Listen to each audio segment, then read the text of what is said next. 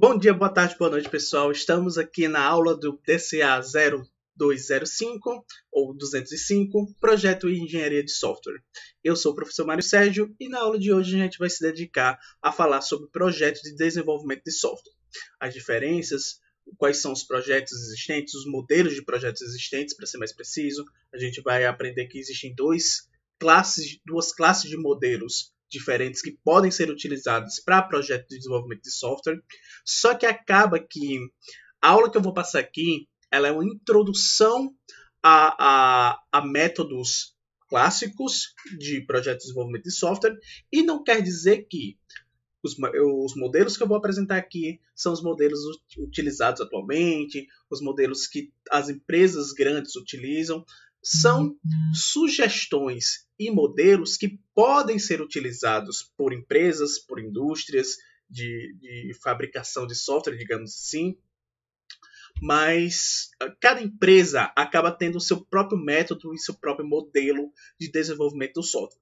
Mas é sempre interessante a gente entender de onde surgiu a proposta inicial dos modelos, que empresas atuais seguem modelos parecidos, modelos similares, que claro que cada uma se adaptando da forma que considera mais importante ou mais interessante para sua empresa, tá? Entenda o que eu vou mostrar aqui como um processo inicial de criação de software, ou um processo do projeto de desenvolvimento de software em geral, que como surgiu inicialmente e até o momento atual que a gente está, como o professor Eduardo já falou anteriormente, nas metodologias ágeis, que não é todas as empresas que adotam as metodologias ágeis, muitas ainda utilizam as metodologias padrões mais antigas, tá, gente? Mas, novamente, como eu falei anteriormente, cada empresa acaba se adaptando a sua metodologia de desenvolvimento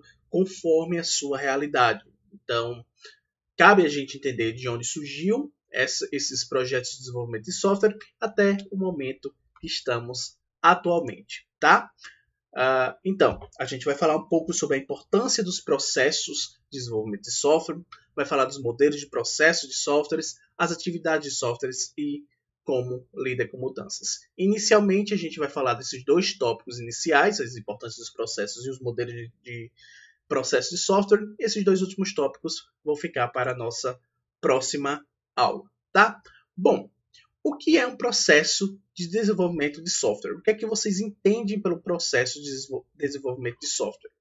Muitos podem dizer que o processo de desenvolvimento de software é o processo de criação de um software em geral, passando pelo aquele passo a passo que o professor Eduardo com certeza já mostrou para a gente, tá? Mas a gente vai especificar aqui quais são esses passos que o software passa para ser criado. Bom, é bom classificar o processo como um conjunto de passos parcialmente ordenados, constituídos por atividades, métodos, práticas e transformações usadas para atingir uma determinada meta.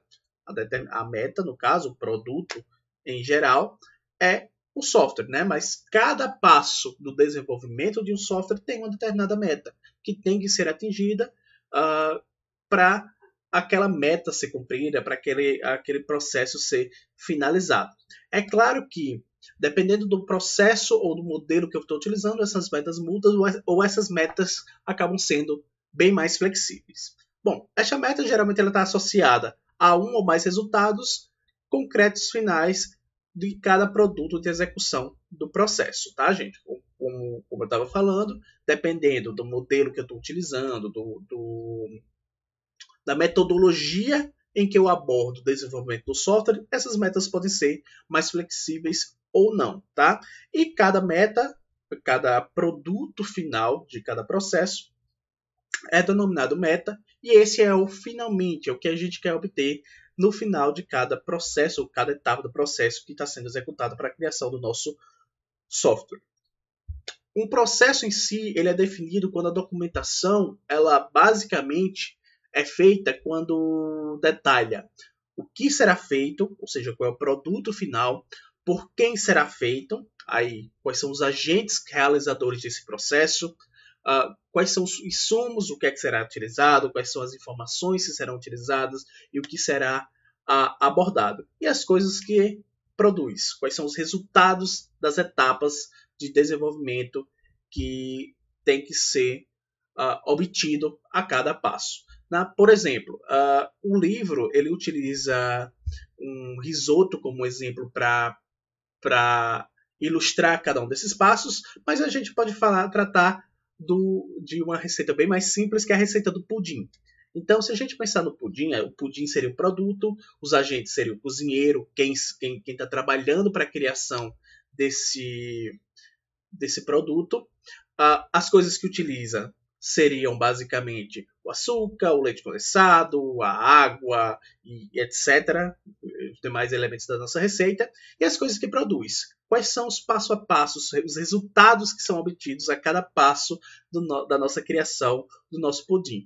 O caramelo, a massa do pudim, até chegar na integração e a gente obter o produto final, que é o nosso pudim tão querido, tá, gente? Então, eu espero que fique claro com essa ilustração que são os passos necessários, ou qual é o detalhamento necessário que a gente utiliza na criação do processo de desenvolvimento de um software, tá, gente? Aqui é só uma ilustração para tentar deixar um pouco mais claro esse tema.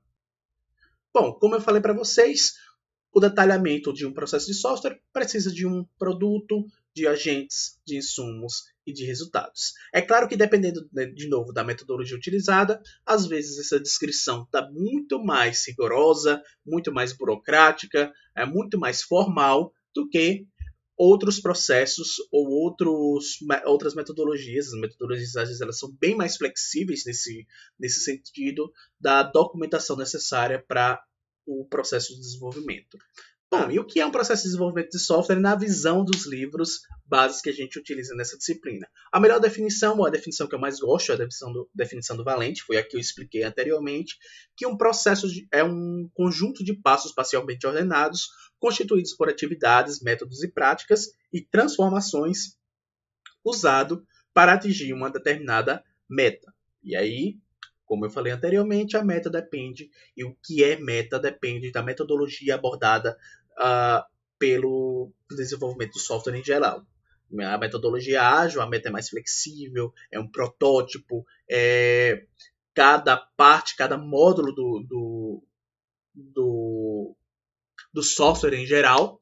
Já quando a gente está falando de metodologias baseadas em planos, a meta pode ser cada uma das etapas de desenvolvimento. A gente vai aprender que existem basicamente 4 etapas e dependendo do modelo dentro da metodologia, pode ser 5, 6 ou 7 ou 3, dependendo da metodologia abordada. A gente vai ver que especificação, implementação, validação, testes são os básicos e cada um gera uma meta específica na produção de um software. Tá? A gente vai detalhar ainda nessa aula.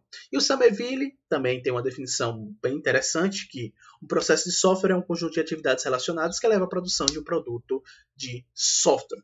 Esses são os termos utilizados e a definição utilizada para o nossos livros textos, sobre um processo de desenvolvimento de software. E é interessante dizer que a gente está sempre classificando o processo de software como conjuntos de atividades ou passos parcialmente ordenados, que basicamente quer dizer que é um processo em andamento, é um processo que é produzido para chegar no produto final ou atingir uma meta final, que é um software, um modelo, uma atualização do software pode ser utilizada. Aqui a gente vai tratar como o desenvolvimento do software, mas o desenvolvimento do software ele não quer dizer que o software surge do zero. Pode ser uma atualização do software, uma modificação e etc. Tá?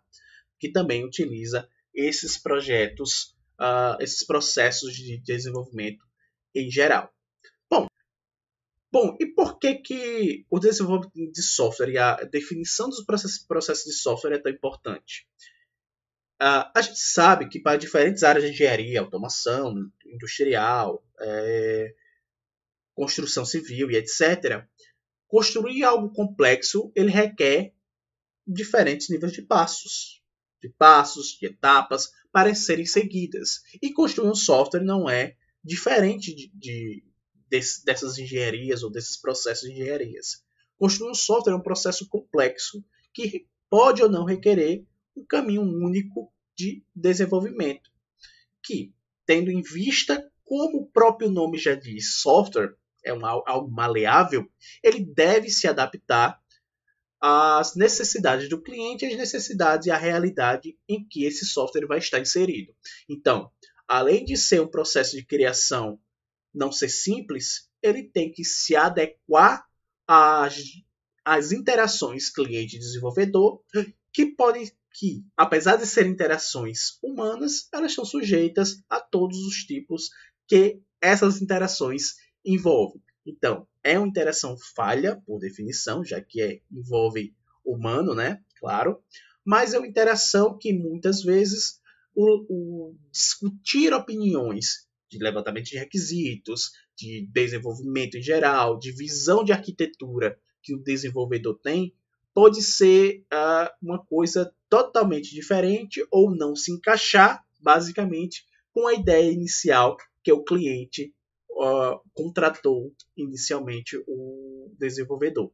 Então, é um procedimento complexo e que precisa de adaptação para que, no final de todo o processo de desenvolvimento, a gente tenha um produto que é utilizado ou que foi requerido, ou mais próximo do que foi requerido ao cliente. Então, por isso que o processo de desenvolvimento de software ele é importante de ser definido, de ser trabalhado e de ser estudado. Então, graças a essa interação cliente e desenvolvedor, a gente vai ter um processo de desenvolvimento um tanto mais complexo do que diferentes áreas. O professor Eduardo gosta de usar o exemplo do carro, que é, por exemplo, se eu chego na concessionária e vou comprar um carro, eu não vou pedir para ele ser modificado. Por exemplo, se eu vou comprar uma Ferrari, eu não vou chegar, eu não gosto desse espelho, eu não gosto desse retrovisor, eu não gosto desse farol, por favor, altere, que aí sim eu vou comprar. Não, já tá feito, eu vou comprar aquele modelo da forma com que ele está sendo vendido. Já quando a gente está falando de criação de software, o cliente tem a liberdade de chegar lá e dizer: não gostei dessa etapa, não gostei desse módulo, não gostei desse menu da forma que ele está apresentado, por favor, refaça o menu, por favor, retrabalhe nessa etapa do processo para ficar mais interessante para atender os requisitos que eu solicitei. Então, o software acaba sendo bem mais maleável do que as outras indústrias, o que acaba complicando ainda mais o processo de desenvolvimento dele, tá? Bom, então vamos entender melhor o porquê o processo de criação é importante nos próximos slides, quando a gente for falar de uma pessoa bem interessante que trabalhou inicialmente na criação do Linux. Eu não sei se vocês sabem, eu espero que vocês saibam, mas Linus Torvald foi um engenheiro, a gente pode dizer assim, responsável pela implementação ou pelas primeiras implementações do sistema operacional Linux. E vocês acham que a criação do Linux inicial, ele seguiu uma metodologia formal, uma metodologia bem descrita sobre o desenvolvimento do software, sobre essa perspectiva? Espero que vocês tenham respondido, mas a gente sabe que quando a gente está falando de softwares pessoais que a gente vai desenvolver por si só, a gente acaba não tendo tantas especificações ou tanto rigor e formalismo quando a gente está fazendo um processo de desenvolvimento do software pessoal.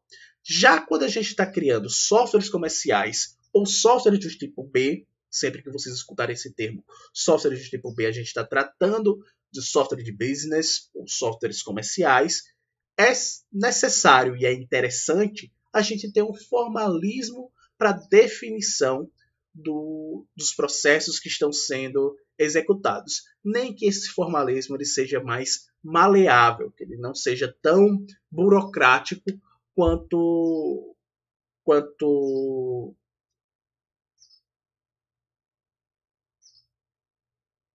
que ele não seja tão burocrático em geral. Pode ser um pouco mais maleável no quesito de desenvolvimento.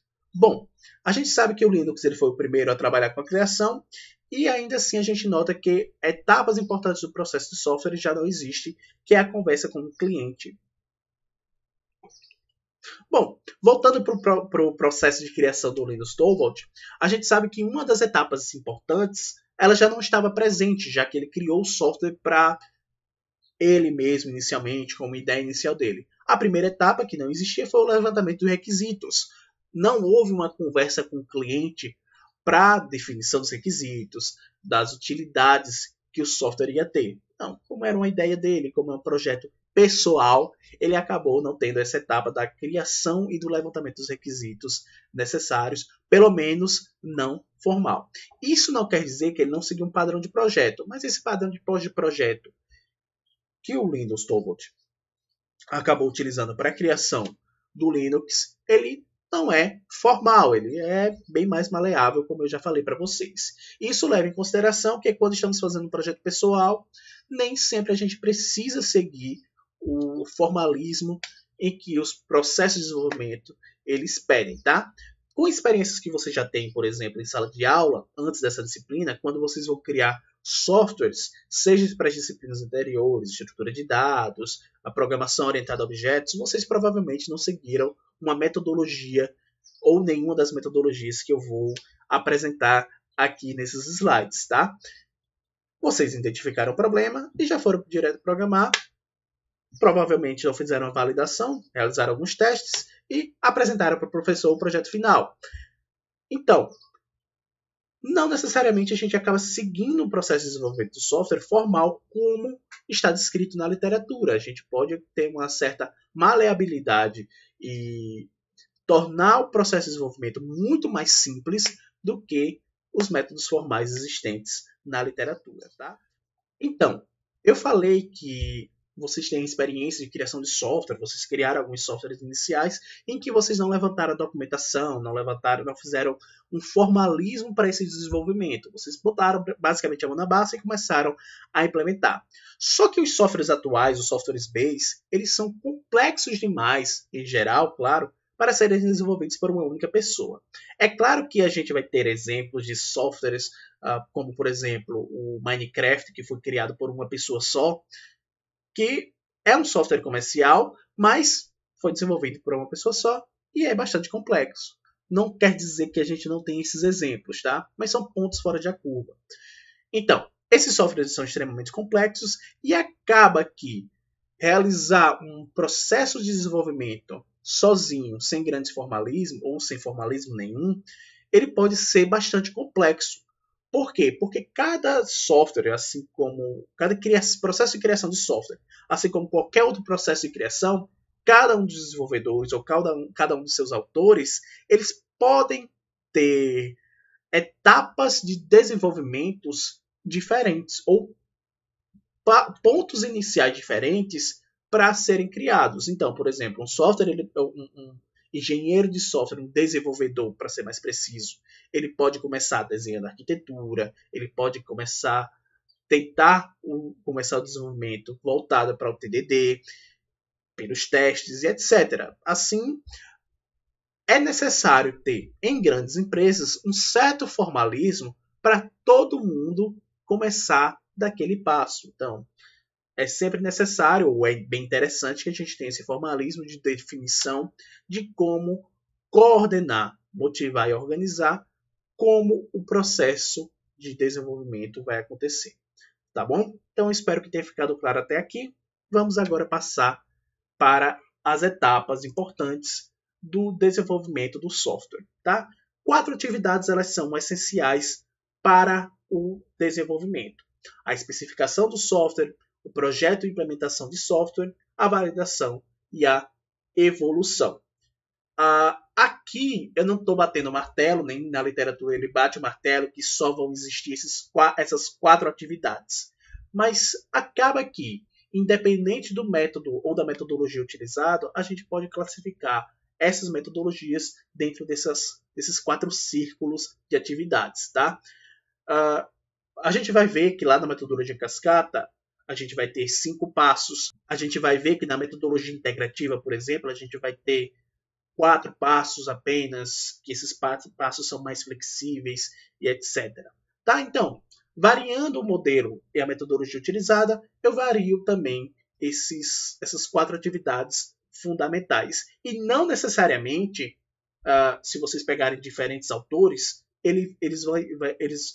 essas 4 atividades vão estar com esses nomes, tá, gente? Ele pode estar com nomes diferentes, mas que no final das contas querem dizer a mesma coisa desses 4 processos. Bom, o primeiro processo aqui listado é a especificação do software. É aqui que vai ser listadas as funcionalidades dos sistemas.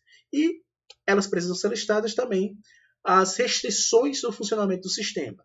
Aqui, normalmente, há o levantamento de requisitos funcionais e não funcionais. E, basicamente, nessa etapa, é interessante a gente dizer que não há como fazer um software B, um software de business, onde há clientes que não existe essa etapa de especificação de toda a funcionalidade do software. Até para entender também bem como o cliente deseja e o que é que ele deseja.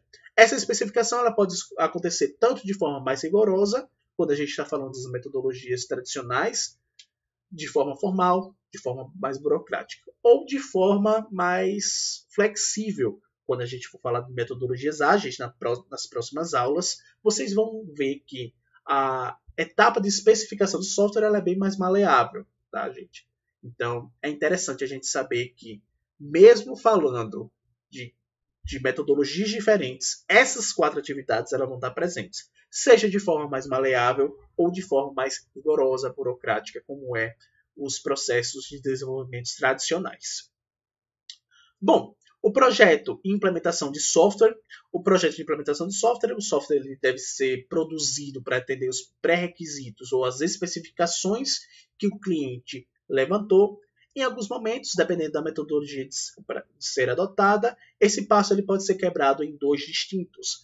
A etapa do projeto, levantamento de arquitetura, levantamento de interfaces de comunicação, não necessariamente da interface final de usuário, user experience, não. Normalmente a gente fala de levantamento de interface, projeto do banco de dados, levantamento das ligações necessárias dentro do banco e etc. Tá?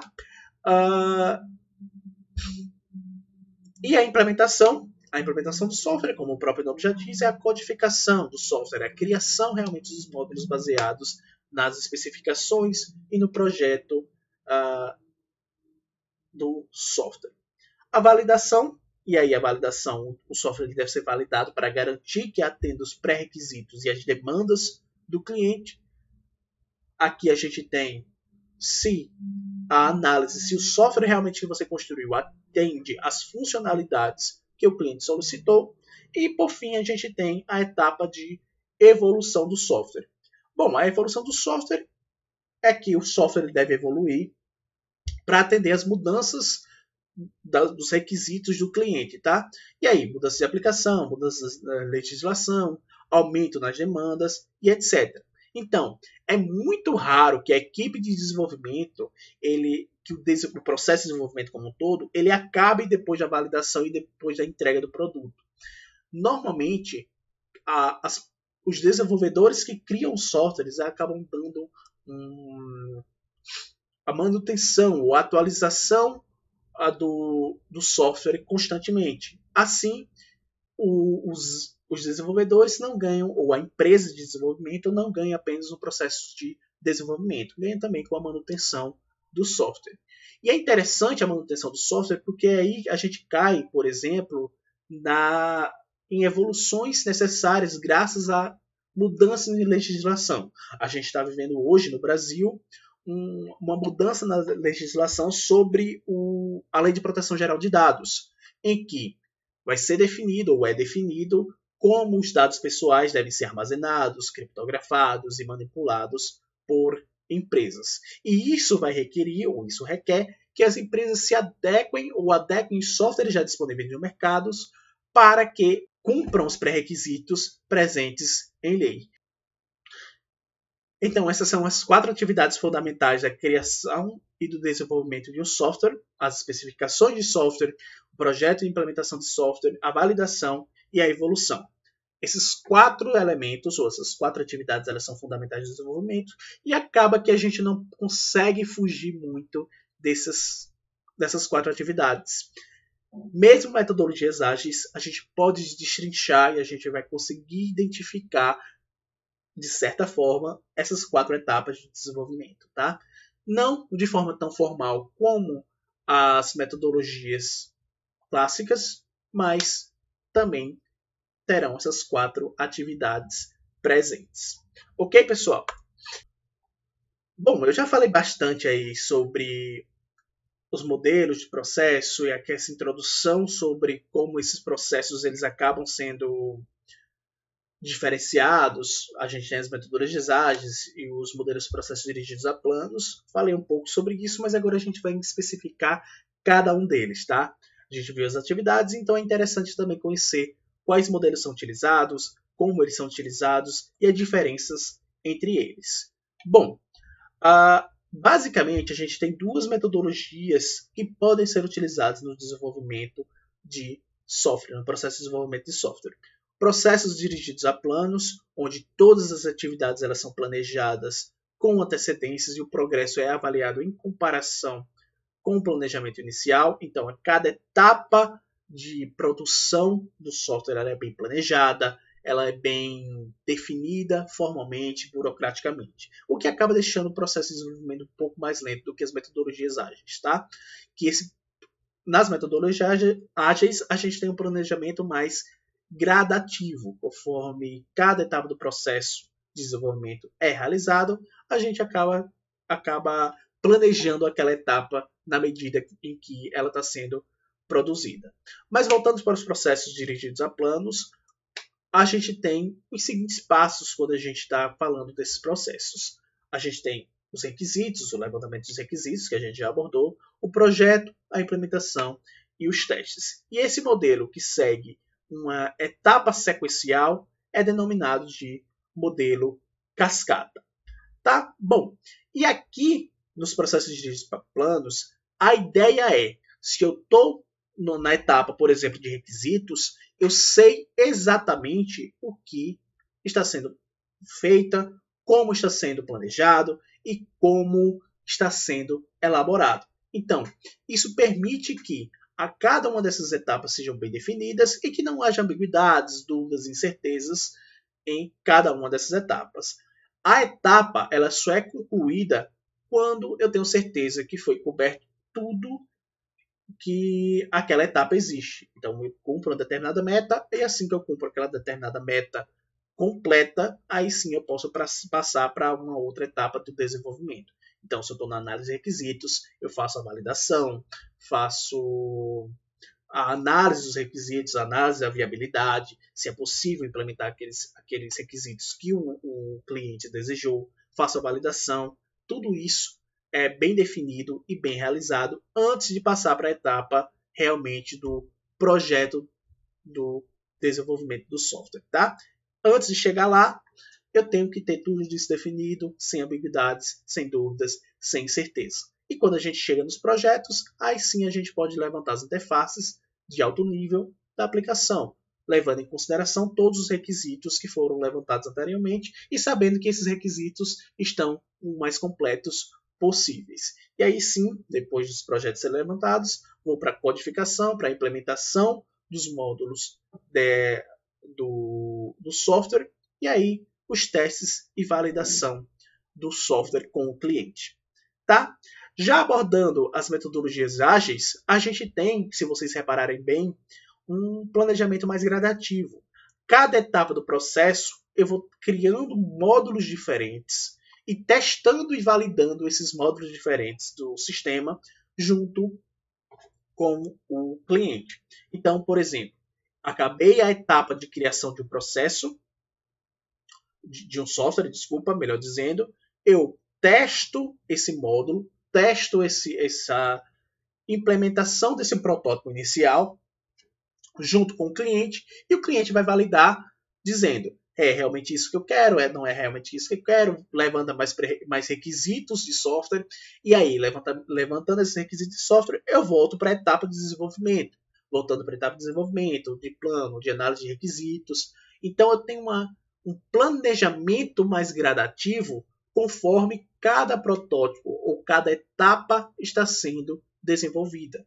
Tá? Então, eu ainda vou passar pelos requisitos, projeto, implementação e testes, só que eu vou levantando isso à medida, gradativamente, com que o software vai sendo criado. E eu vou testando e sempre validando com o cliente. Levantei os requisitos, falo com o cliente, ou vou começar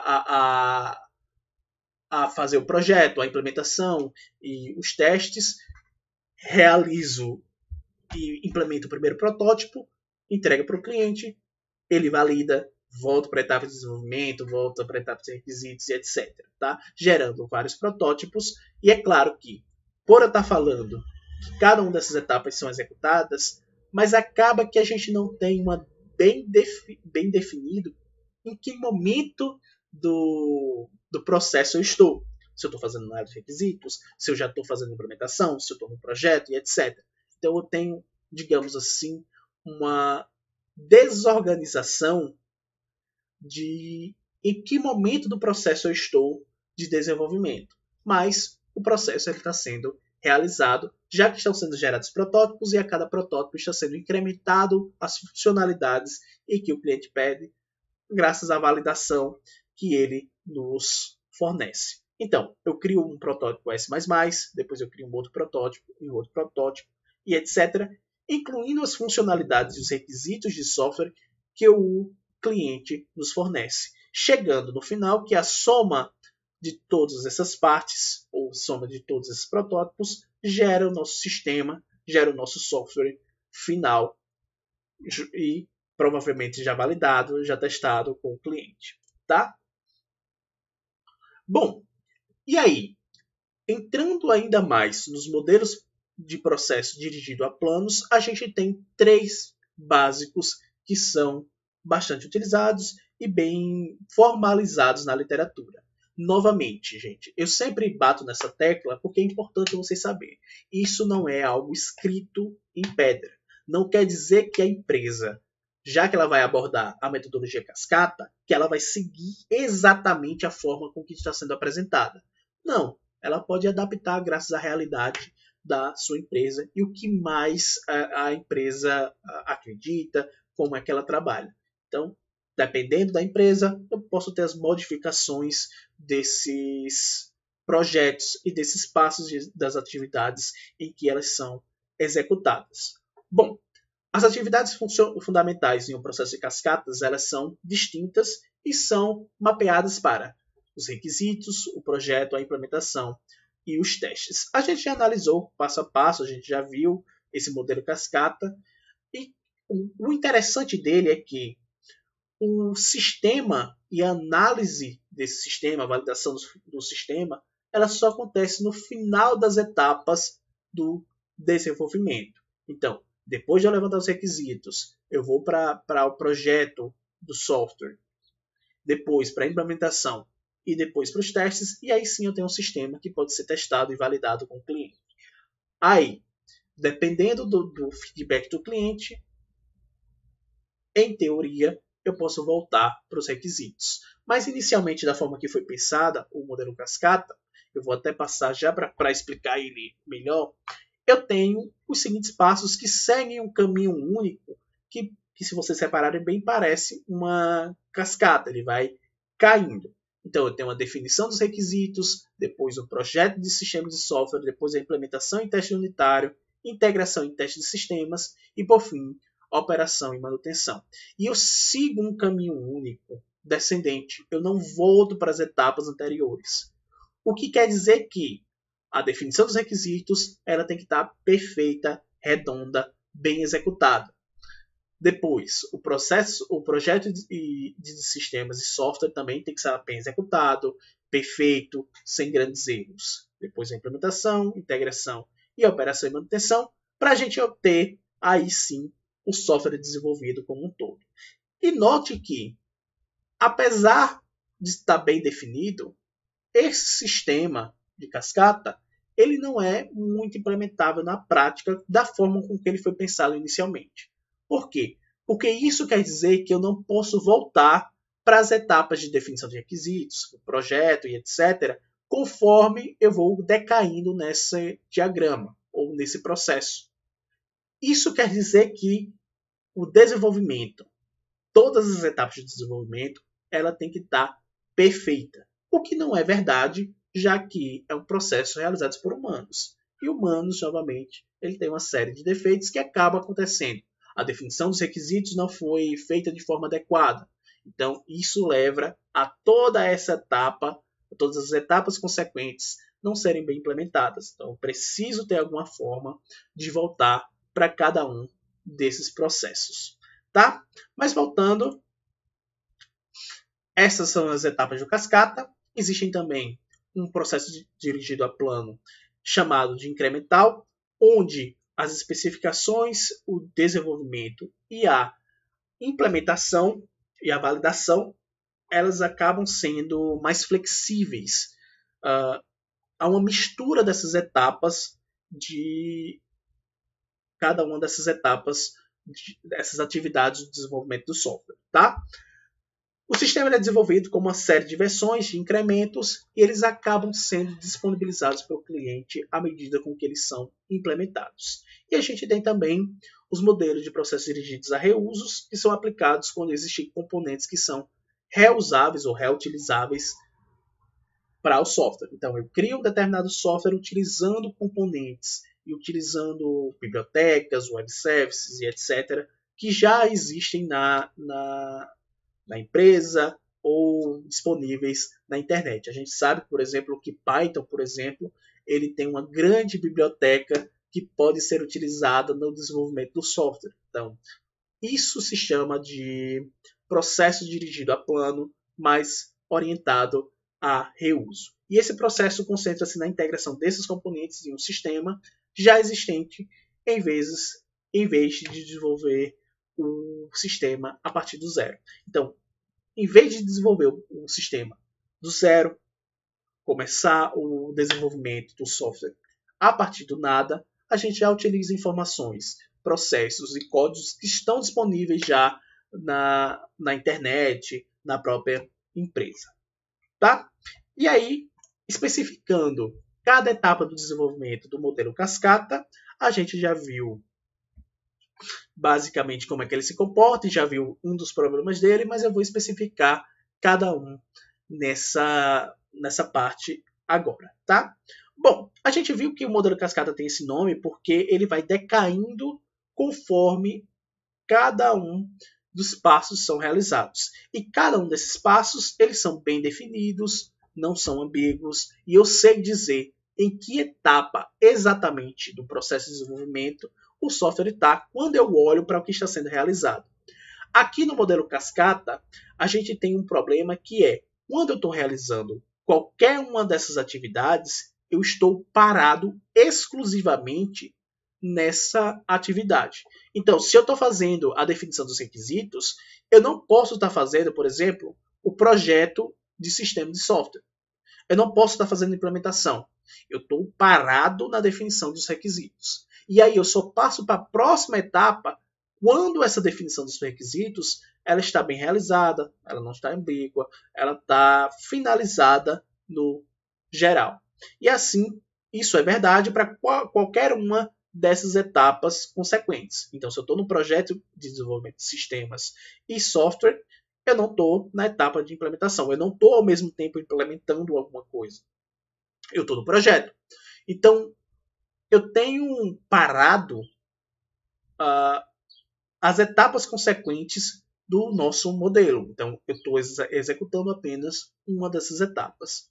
Então, a gente tem a separação da etapa, o que torna mais fácil o processo de gerência do software. Eu consigo dizer, independente do momento que eu pego a equipe desenvolvendo, independente de cada etapa de desenvolvimento, eu sei dizer o que é que está sendo executado naquele momento. Eu sei dizer, agora estão levantando os requisitos funcionais ou não funcionais do software. Agora estão realizando o processo de implementação e testes unitários e etc. Então eu consigo definir bem, então eu consigo fazer uma gerência do software, do desenvolvimento do software, muito mais fácil, já que eu tenho bem definido cada uma dessas etapas. E cada uma dessas etapas estão sendo executadas uma por vez. Torna mais fácil essa etapa, porém eu tenho uma desvantagem, que é, ele não é um projeto incremental.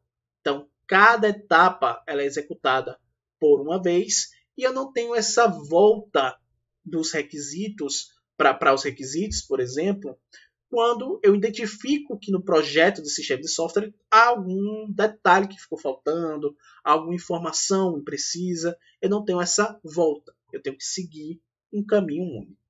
O que na prática, como eu já falei anteriormente, não é bem verdade. Então viu-se que essa metodologia em cascata ela não é executada na prática. Não dessa forma, ela não é viável. Acaba que a gente acaba utilizando um diagrama mais preciso, é esse, onde eu posso voltar, independente da etapa do processo, para as etapas anteriores. Então, se eu estou num projeto de desenvolvimento de sistemas e softwares, eu volto para a definição de requisitos. Eu posso voltar, existe essa possibilidade. Assim como, se eu estou na implementação e eu identifiquei um requisito não funcional, o mesmo funcional que o usuário pediu, eu posso voltar para a definição dos requisitos novamente. Então, eu posso realizar tanto essa metodologia decrescendo quanto ascendente, tá, gente? Só que é interessante fazer ascendente da seguinte forma, tá, gente? Voltar um dos passos. Eu não posso, por exemplo, dar operação, integração e depois voltar para a implementação. Isso aqui não é realizado na prática. Normalmente a gente faz o seguinte: se na operação e manutenção eu identifiquei um requisito faltante, eu volto para a definição e validação dos requisitos, para ir depois para o projeto, depois para a implementação, depois para a integração e assim para a operação. E é importante notar que eu nunca vou ter, depois da definição dos requisitos, ir direto para a implementação. Isso não existe no modelo cascata. Eu vou estar na definição dos requisitos e depois, obrigatoriamente, eu vou para o projeto de sistemas e software, sabe? Tá? E isso é interessante por quê? Porque se eu estou na definição dos requisitos e depois de fazer a definição, validação e etc., eu preciso, nem que seja de forma mais branda, passar pelo projeto de sistemas para conferir se aquela validação vai alterar alguma coisa no meu banco de dados, na minha interface de comunicação, ou se ela condiz de alguma forma e não se contradiz nos requisitos que já foram implementados. Então, cada um desses passos são bem definidos e eu tenho os passos seguindo essa ordem. Depois da definição dos requisitos, eu posso ir para o projeto. Nem que no projeto eu novamente volte para a definição dos requisitos e depois vá para o projeto novamente, depois para a implementação. Chegando na implementação, identifiquei problemas no requisito, volto na definição dos requisitos e depois para o projeto, depois chego sim para a implementação. E assim sucessivamente, sempre voltando, se necessário, voltando alguns passos e passando pelos passos anteriores a cada etapa, caso necessário voltar, tá, gente? Foi necessário voltar para a definição, então eu tenho que voltar cada um desses passos quando eu estiver fazendo o modelo cascata até chegar na operação e manutenção do nosso software. Então, ele apresenta essa sequência de vantagens, que é uma definição vantajosa de cada um das etapas e das atividades que estão sendo implementadas. Eu consigo dizer que ela é em cada etapa do desenvolvimento, onde está naquele momento do desenvolvimento do software, eu consigo dizer se está no requisito, se está na implementação e etc. Então eu consigo definir bem em que etapa do desenvolvimento do software está o meu processo como um todo, tá? Isso facilita a gerência, eu consigo dizer cada uma das etapas, eu consigo gerenciar melhor o processo, só que também permite uma especialização do desenvolvedor em cada uma dessas etapas. Eu posso ter um desenvolvedor específico, ou um engenheiro específico, um analista específico, que trabalha só com a definição dos requisitos, a validação dos requisitos, ou trabalha só com os testes, ou só com a implementação. Isso permite essa especialização, torna o profissional mais dedicado, mais especialista no geral, e um melhor profissional, já que ele está focado em apenas uma dessas etapas. Quem está fazendo o teste não vai fazer a implementação. Quando a gente está falando de empresa grande, claro, né? Quando a gente está falando de empresa menor, acaba que você faz tudo. Por exemplo, o desenvolvedor do Minecraft, ele teve que seguir cada uma das etapas sozinho, né? Claro que não foi formal como o modelo cascata, mas pensando no software business, se ele fosse contratado para isso, ele teria que seguir essas etapas passo a passo, sozinho. Quando a gente está falando de empresa pequena, já empresas grandes, Microsoft, Amazon e outras empresas mesmo, não de tão grande porte assim, eles seguem os requisitos passo a passo e cada desenvolvedor faz apenas um processo. Então, eu tenho uma equipe de testes, uma equipe de implementação, uma equipe de análise e validação de requisitos e etc. Ok? Empresas grandes, em geral, não necessariamente essa, utilizam equipes específicas para cada um desses passos. E não quer dizer que use o modelo cascata. Como eu falei anteriormente, e batendo novamente nessa tecla, cada uma das empresas acaba se adaptando ao modelo que faz parte da realidade da empresa. Então, eu posso modificar, incluir mais passos, incluir passos de entrega ao cliente e etc.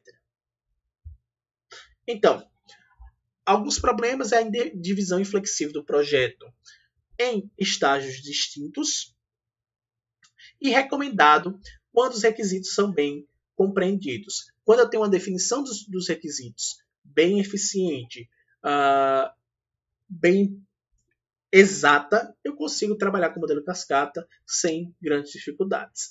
É claro que é recomendado, mas esse modelo, devido ter esse aspecto mais duro, mais inflexível, ele acaba não sendo tão utilizado por causa disso, por causa que eu tenho um engessamento do que está sendo implementado, do que está sendo realizado em cada um desses processos. Ok? Espero que tenha ficado claro aqui no modelo cascata. Podemos ir para o próximo modelo, que é o modelo incremental. Bom, no modelo incremental, a gente vai ter uma descrição de esboço e depois o desenvolvimento. Depois do desenvolvimento, a gente pode ir para a especificação, depois validação e assim sucessivamente. E a cada etapa disso que está sendo executado, eu tenho uma versão que ele é entregue para o cliente saber o que é está acontecendo. Então, por exemplo, realizei o desenvolvimento inicial dos primeiros requisitos, do primeiro esboço do processo que foi realizado, do software que está sendo implementado. Eu entrego uma versão inicial ao cliente. Depois disso, com as especificações ditas pelo cliente, eu volto para a etapa de especificações, começo a implementar novamente, volto para a etapa de desenvolvimento. Nos desenvolvimentos, crio várias versões que eu vou entregando para o cliente, ele vai validando, ele vai testando e sabendo se as funcionalidades que ele pediu realmente estão presentes. E aí eu modifico as especificações, modifico a forma com que o software está sendo desenvolvido e etc. E aí, por fim, a gente chega na etapa de validação em que a gente tem a versão final que é entrega para o cliente. E aí a manutenção, as atualizações em geral do software podem ser realizadas quando a gente chega na versão final. E notem que esse sistema ele é muito parecido com o modelo ágil que eu mostrei anteriormente. Voltando aqui, a gente tem esse método ágil que eu vou entregando várias etapas ou várias versões ou vários protótipos do nosso sistema para o cliente e ele vai dando feedback e eu vou gradativamente modificando a ideia do meu código, a forma com que ele está sendo implementada. Só que aqui a diferença do processo ágil voltado para esses protótipos e o modelo incremental é que no modelo incremental eu tenho bem definido cada uma dessas etapas. eu tenho bem definido a etapa de especificação, bem definido a etapa de desenvolvimento e bem definido a etapa de validação. E mesmo entregando as versões e utilizando essa parte dos modelos ágeis, ele ainda é um modelo baseado em planos, tá, gente? Então, é bom a gente saber essa diferença, é bom a gente conhecer a diferença entre o modelo incremental e os modelos ágeis. No modelo incremental, eu ainda tenho um formalismo e bem definido cada uma dessas etapas de desenvolvimento. Então, eu tenho uma especificação bem definida, eu tenho uma etapa de desenvolvimento bem definida e eu tenho uma etapa de validação bem definida.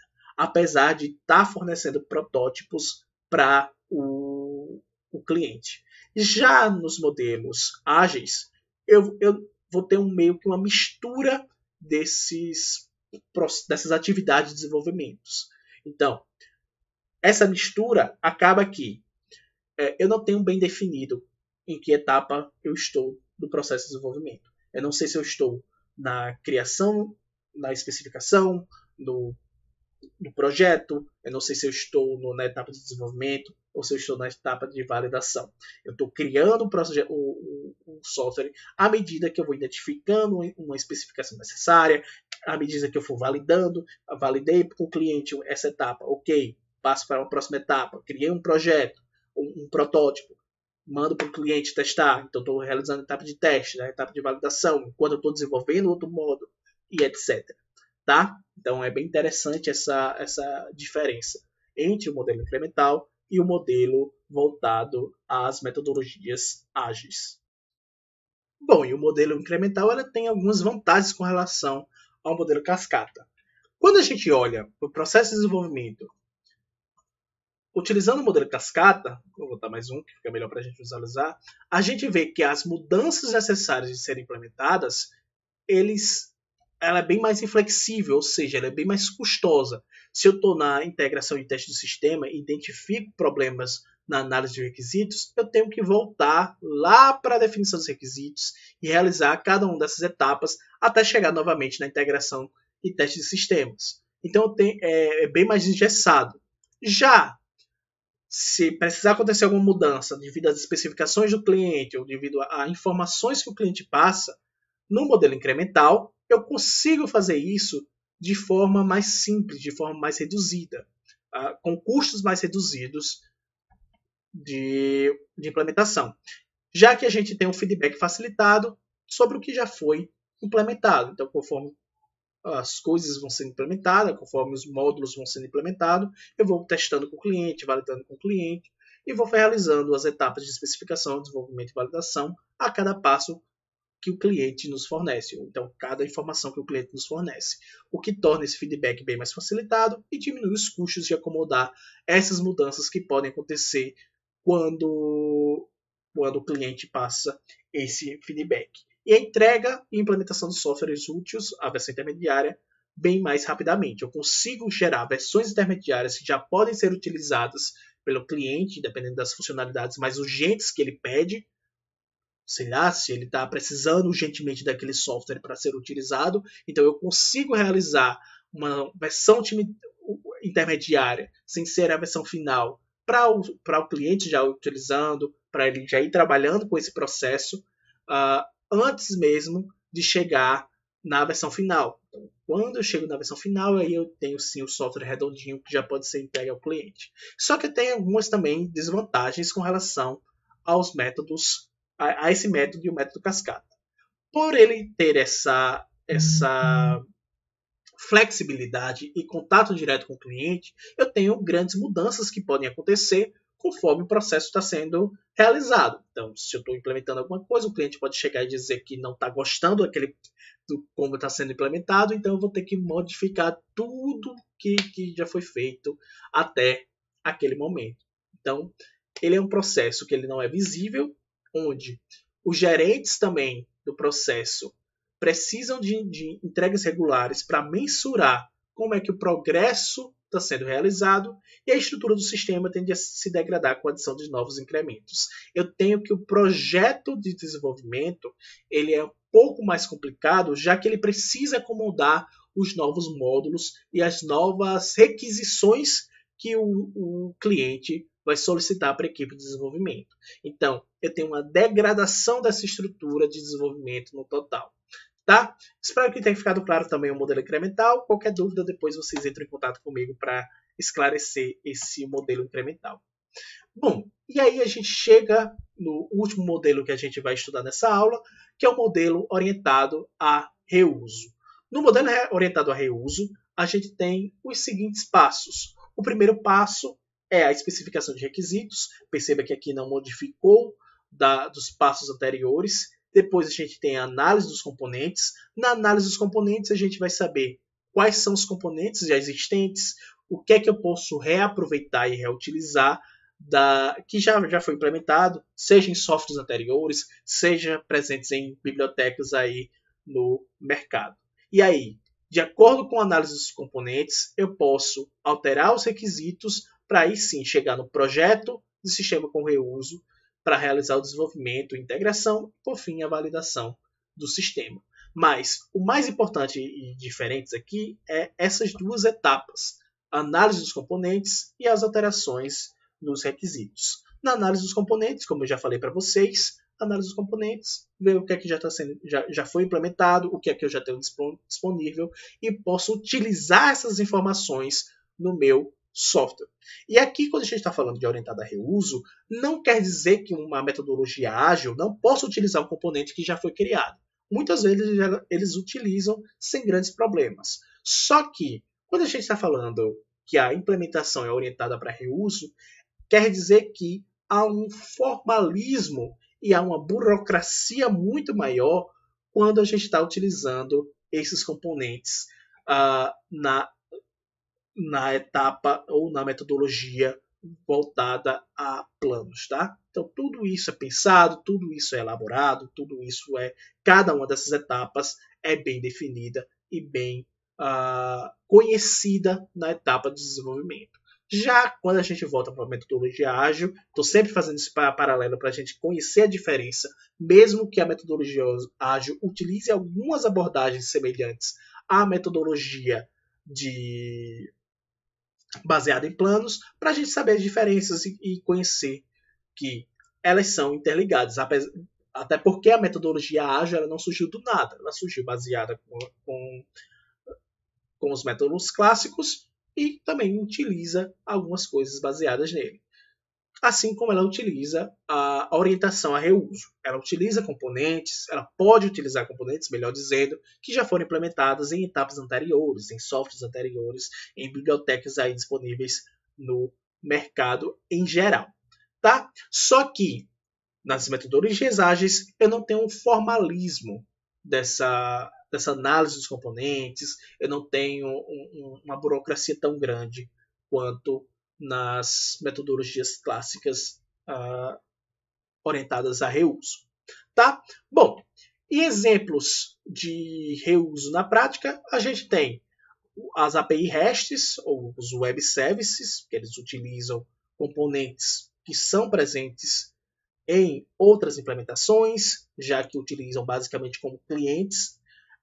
Também temos as bibliotecas implementadas em diferentes linguagens, e aí, por exemplo, o Python é rei quando a gente está falando dessa etapa.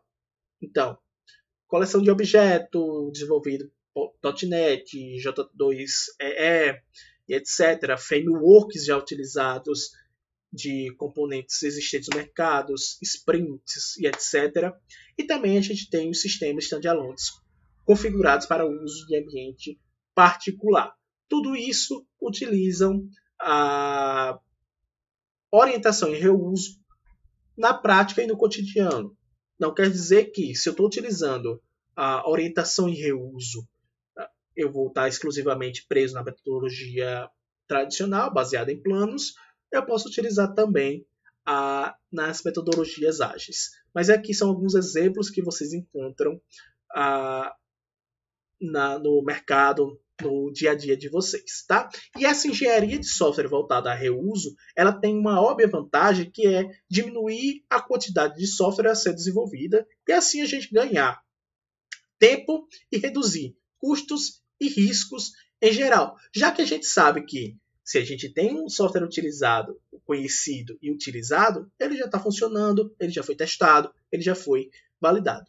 Geralmente, ele acaba proporcionando uma entrega muito mais rápida do que os softwares baseados no modelo cascata e no modelo incremental.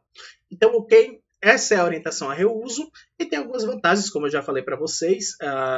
As vantagens, basicamente, reduz a quantidade de software a ser desenvolvido, reduz os custos, eu tenho uma entrega mais rápida e algumas desvantagens também são presentes na orientação a reuso, como, por exemplo, a utilização de códigos ou de bibliotecas e etc. presentes já implementados podem levar a que algumas especificações não sejam atendidas de forma perfeita. Então, eu tenho requisitos de segurança, por exemplo, que elas podem não ser cumpridas, já que eu estou utilizando um código conhecido, uma biblioteca conhecida, que pode ter falhas, que tem falhas já documentadas. E aí a gente tem também que a evolução do sistema ela é mais dificultada graças a ser necessário monitorar como os componentes estão sendo atualizados, como é que eles estão sendo utilizados aí no mercado como um todo. Então, torna o processo de evolução um tanto quanto mais complicado. A gente tem que algumas bibliotecas, por exemplo, elas caem em desuso ou apresentam problemas de segurança. Logo, a evolução desse sistema em sistemas orientados a reuso, ela é mais dificultada nesse quesito. Tá ok, pessoal? Só voltando para a gente relembrar as 3 metodologias que a gente abordou nessa aula de hoje. 3 metodologias, a metodologia cascata, que segue uma ordem específica, onde eu tenho os requisitos, o projeto de implementação e os testes. Eu tenho uma definição de cada uma dessas etapas bem definida, bem executadas, e eu tenho uma pausa quando eu estou naquela etapa das demais atividades. Então, se eu estou na etapa de requisitos, eu não posso realizar os projetos, não posso realizar a implementação e não posso realizar os testes. Tá? No modelo incremental, eu tenho que criação de protótipos e de versões alternativas para que o usuário vá validando ou vá analisando os requisitos conforme a implementação está sendo realizada. Então, é excelente por causa disso. Eu consigo ter umas definições muito melhores e especificações muito mais fáceis de serem atingidas, porque eu estou em contato direto com o cliente de desenvolvimento, de validação e de especificação. Tudo isso está sendo em contato direto com o cliente à medida que os módulos estão sendo desenvolvidos. Então, torna mais fácil essa comunicação, torna mais fácil o versionamento e as atualizações necessárias que o projeto precisa ter.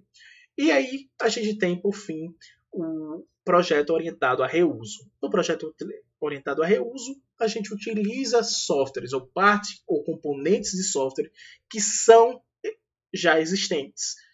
Bibliotecas, APIs, frameworks e etc. que já existem na literatura, que já foram implementados anteriormente, seja pela própria empresa ou seja por empresas diferentes, por usuários em geral. Tá, pessoal? Qualquer dúvida, é só entrar em contato comigo ou com o professor Eduardo. Vocês sabem meus contatos, mas eu vou passar aqui no final. E a bibliografia utilizada para a criação desses slides e para os estudos desse conteúdo é o livro do Paula Filho, Engenharia de Software, Fundamentos, Metodologias e Padrões, o livro Engenharia de Software e aí também as aulas do professor Eduardo, Projeto e Engenharia de Software do DCA. Tá, pessoal? Qualquer coisa, basta entrar em contato comigo. Meus contatos estão aí, meus e-mails e o meu telefone. Qualquer dúvida, comentário e sugestão, basta mandar um comentário lá que eu podendo resolver, eu vou tirar a dúvida de vocês. Obrigado pela atenção e a gente se vê na próxima aula.